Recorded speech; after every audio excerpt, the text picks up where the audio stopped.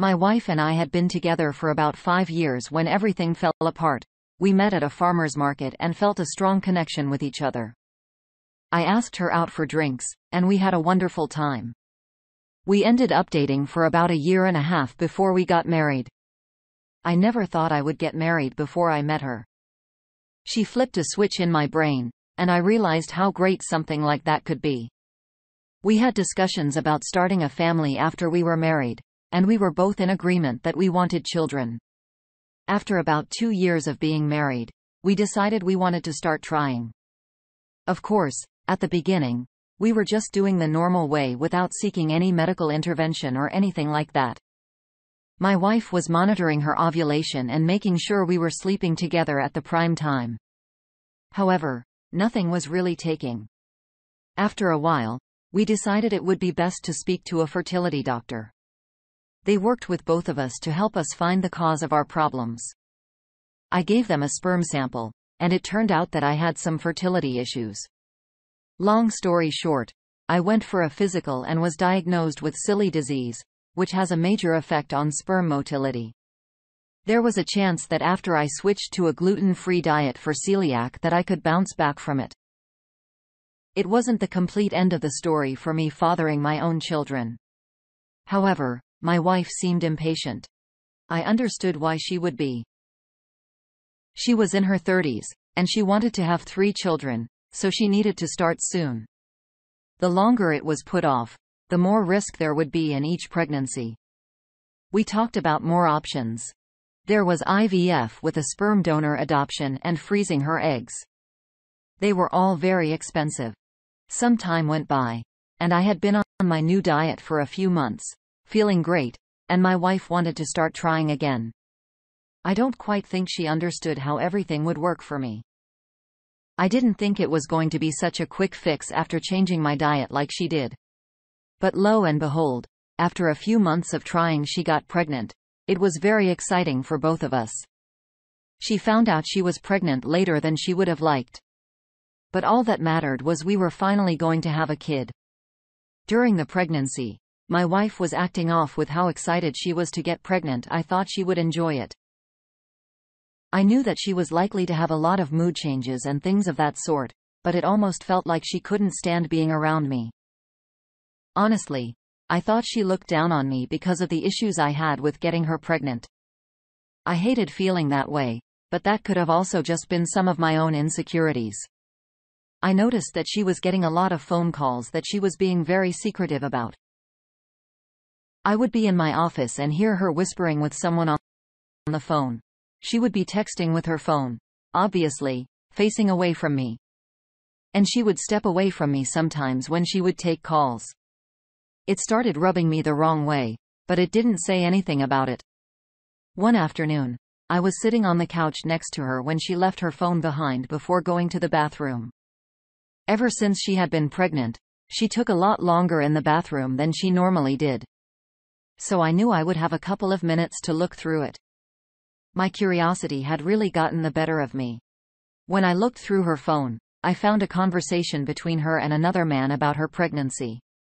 I didn't know who it was right away, so I scored through the messages looking for any indication of who they were. What I gathered was that he was a man who she met online and had sex with. At the very top of their message exchanges, they had a clear conversation about how she was going to meet up with him exclusively for unprotected sex so she could get pregnant. He agreed to it, and in that conversation, mentioned how they wouldn't contact each other after. Even after that first meeting, they continued to meet with each other. They were continuing a sexual relationship through their messages, as well as in person when they had the opportunity to. What bothered me the most about all of that was how she told him that she was pregnant a day before she told me. Of course, it wasn't my child, but I thought it was up until that point. In the recent messages, he kept mentioning how he wanted to be in his kid's life. My heart was completely in my stomach when I was reading all of that. My wife told him that wasn't an option. He knew what their deal was when they got together. She wanted to get pregnant, so she hooked up with a complete stranger to do so. The guy was practically begging her to consider being with him. I sent myself as many screenshots of their conversation as I could. and I put the phone back down before my wife got back. I pretended like I had just been called into work so I could leave and avoid being around her. I had a lot of things I needed to figure out, and I didn't want to be around her to do it. I went to my sister's house, and I told her about everything, showing her the messages that I had. She was as shocked as I was about it all. She was the one who pretty much convinced me that I had to leave her. I met up with her the following day, and she introduced me to a friend of hers who was a divorce attorney. We started putting everything in motion so I could serve her with the papers. I didn't know anything about the guy she cheated on me with. So I tried to do some digging to find out who he was. He knew that she was married when they hooked up, and I just thought that was disgusting. I found out that he was the owner of a small home renovation company. He mostly serviced local houses, but it seemed like his business was really picking up. After everything was settled with the attorney, I went to my wife and I brought her the papers. She was shocked to see what I was doing. I told her that I didn't want to be with a cheater, and she understood that I found out what happened. She tried to make it seem like it was my fault that she cheated. She tried to make it seem like it was my fault that I had a disease that affected my ability to conceive a child. She made it seem like I forced her hand into cheating. I didn't want to hear any of it, so I just ignored her lame excuses and told her that I would see her in court. As for the man she slept with, I decided that I was going to ruin his business. I left reviews on all of the social media pages, planning what happened. Everybody always looks at the one-star reviews when they're looking at them. I knew that I would get their attention. He countered by getting some of them removed, but I kept putting them up. I hoped that it would lose him a fair amount of business if husband saw my review about how he knowingly slept with a married woman and got her pregnant. They likely wouldn't want to work with him. My wife and I got divorced, and I found out through the grapevine that she and the other man ended up trying to be together. However, they did not work out. She had to move out of the house that we lived in together because she couldn't afford it on her own. And she had to have joint custody of her kid with a virtual stranger to her. I feel bad for the child. No kids should be born into the world with two parents who don't love each other. I know they're probably going to have a lot of issues growing up, and in some ways, I wish I never found out about this so I could have been there for them. But I'm glad that I got out before I was involved in their life anyway. The fact that your wife tried to blame you for her cheating because of your health issues is horrible. She was just trying to come up with an excuse to make self look like the victim in all of it when she wasn't.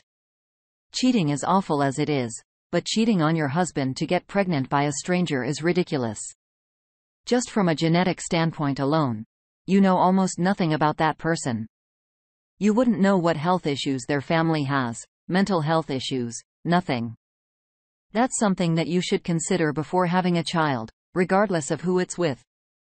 That's why most people, when they choose to bring a child into the world, do it with somebody that they know and trust. I think it's ironic that they didn't work out when they're trying to be together. They clearly didn't know much about each other when they hooked up the first time, and now they're tied together for the rest of their lives. I do really hope that they can at least be cordial with each other for the child's sake. It is a real shame that they're going to have to grow up, seeing that as an example of a relationship. Now for our next story. My girlfriend and I had been dating for about 9 months when the lockdown first started during the pandemic. She and I had been working in the same office building, and I would see her from time to time. I always thought she was attractive, but it didn't go anywhere for a while because I was in relationship. When I broke things off with my ex, I decided to talk to my girlfriend. We hit it off right away, and we started dating each other. Things got pretty serious with us pretty quickly. We had actually been planning on moving in together when the lease was up her apartment. She had moved to our city for work and found a room available through some Facebook housing group. She moved in with 2 people that she didn't know very well, but after some time became friends. They weren't engaged couple. Let's call them Jack and Jane. They were renting out a spare bedroom in their house for extra income. I met them a few times, and they were really nice. They seemed to be really in love, and they were fun to hang around with. My girlfriend would invite me over from time to time and we would have game nights, cookouts, and things like that. I was also living with roommates at the time, for my girlfriend and me to come by. We were both looking forward to our leases expiring, so we could look for an apartment together. When the pandemic first happened, things were very difficult with our relationship. My girlfriend was asthmatic and I worked in healthcare at the time, so being together in person wasn't safe. She was very high risk, and I dealt with a lot of exposure on a daily basis. Our relationship was mostly virtual for the first 6 months of the pandemic. I actually ended up taking vacation time to quarantine so I could see her on her thing. When her lease renewal came up, we discussed a few ways we could be extra safe about exposure so we could live together. We figured it out and found a nice apartment together. Even though she was trying to minimize her exposure to the outside world, she would still visit her old house from time to time to hang out with Jack and Jane. During the 6 months where she was completely isolated with them, they had grown very close, even more than they were before the pandemic. She was visiting them more often, and it felt like our relationship was reverting back to how it was before she moved in with me. I wanted to spend time with her and show her that I loved her, so I was frustrated with her absence at home. I asked her about it one day when she came home from Jack and Jane's late. She told me that she missed living with them, and that was why she was there. I was upset hearing that because I thought she would be happier about living with me. She assured me that she wasn't unhappy living with me, it was just that she had grown very close with her friends and missed them now that they were apart. They had all gotten used to being with each other on a daily basis, and it was an adjustment for her. At the same time that was happening, we stopped being intimate with each other. As I mentioned above, we spent a lot of time apart at the beginning of the pandemic. I thought that when we got back together, things would be exciting for us. I was wrong. My girlfriend tried to make it seem like she didn't want to get too close to me because she was nervous about getting COVID. I understood that, but she wouldn't have been any more at risk of getting it through kissing me than she was sleeping next to me. I tried to explain it, but I didn't want to make it seem like I was trying to pressure her into anything. I could feel her growing distant, and I was starting to get nervous that maybe she and I were drifting apart. I saw a future with her, and it was heartbreaking to even think that, but I would have been naive not to. One night, Jack and Jane invited us over to have a game night like we did before the pandemic. This was after the vaccines were out and everybody was feeling much safer, so we were all excited to get together again. Jane and I both had to work until the early evening, so we set a meeting time around 7. I ended up getting to leave my shift a little bit earlier than I originally planned. I went right home to my apartment to shower and change like I always did when I got off work. When I got there, my girlfriend wasn't home. After I got out of the shower, I texted her and asked her where she was. I waited for about 15 minutes and she didn't respond. It was about 5:45 when I got home, so I figured she might have gone to Jack and Jane's house early. I decided just to head over to see if she was there. When I pulled up, her car was in the driveway, so I knew that I was right. I walked to the door and I froze when I looked through the front window. It was open to let the breeze in, and I could see my girlfriend straddling the other guy and kissing him on the couch. They were getting very handsy with each other, clearly about to have sex. I knew that they weren't expecting me to be there so soon. So they must have been taking advantage of the time they had alone. I was frozen in place. Everything that had been happening recently made a lot of sense to me.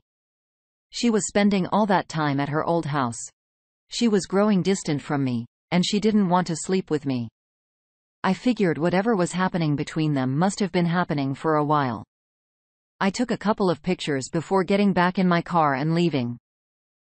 I drove home and trying to figure out what I wanted to do about what I just saw. I wasn't going to be with my girlfriend anymore. She could move back in with the others if she wanted, for all I cared. When I got home, I sat down in front of my computer and an idea hit me. I knew the 4-digit password to get onto my girlfriend's laptop, and I imagined her Facebook was probably still logged in. I went to it and looked through her messages with Jack. From what I could gather, their relationship started while she was still living with them. At the beginning of the pandemic, she was having trouble paying her rent when she was laid off from her job. She told me that she needed to talk to the couple about that because she was nervous she would lose the roof over her head. I remembered her telling me that they had agreed to let her stay and paid back rent in installments. From their messages, I could see that he reached out to her and told her that they could work something out between themselves. From there, they had a conversation about sleeping together and keeping everything discreet between them. He had a nest egg savings account that he would use to cover her portion of the rent, so Jane didn't notice. He wouldn't lose money because her rent went into a joint account he and Jane shared. His partner never knew about what he was doing. I took a few screenshots of the messages and sent them to myself. While I was looking through her Facebook, I got a phone call from her. I lost track of the time completely and hadn't shown back up to their house for game night. I had no intention of going back anyway. She called me and asked me where I was, and I told her that I was about to call her because I had a horrible migraine and needed to stay home and unwind.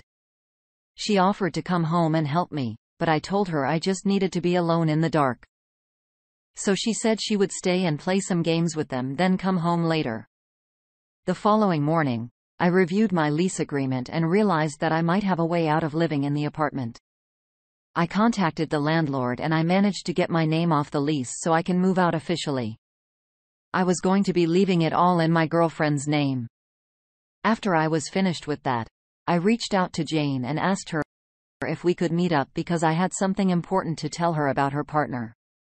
She was really suspicious, but I asked her not to say anything to him because it could cause a lot of problems. She met me at a park, and I told her everything I knew. I showed her the pictures that I'd taken as well as some of the screenshots for my girlfriend's Facebook Messenger. She was heartbroken about everything. I comforted her for a while and eventually, we came up with a plan on how to confront them about it. There was a trend on social media at the time to have PowerPoint night. It was a gathering where everybody would throw together a PowerPoint presentation about something weird they knew too much about. So we made a group chat with both of our partners and a few other mutual friends that we had. Excited about the idea of it and said they'd be able to make it the following weekend. Over the week, my girlfriend was very excited about the presentation she was going to give. She put a lot of effort into her own. Admittedly, I didn't put half as much effort into my own because all it was going to be screenshots of her messages.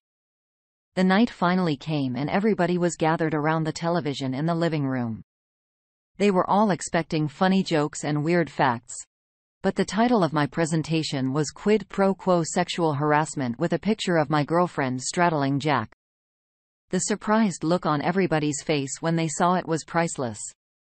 Without paying much attention to their reactions, I continued the presentation. I explained what it was and I used the examples as some of the early messages sent between my girlfriend and Jack where they discussed having sex in exchange for rent. I was about halfway through the presentation when my girlfriend finally came to her senses and turned off the television. She started screaming at me about how I embarrassed her in front of everybody there. Jack and Jane were having an argument as well. My girlfriend was angry with me for going through her Facebook messages. Everybody else was just sitting there watching, sipping on their drinks with wide eyes. I told my girlfriend that I was moving out of the apartment and that the rent was going to be her sole responsibility. Then I forwarded her the new lease agreement that the landlord had sent to me. She started crying and saying that she couldn't afford it on her own. That wasn't my problem anymore. As it turned out, the girlfriend of the couple owned the house outright. She had inherited it from an uncle who passed away and her partner was living in it without being on any kind of agreement. She kicked him out of the house. We both left our partners, and it was for the best in the end.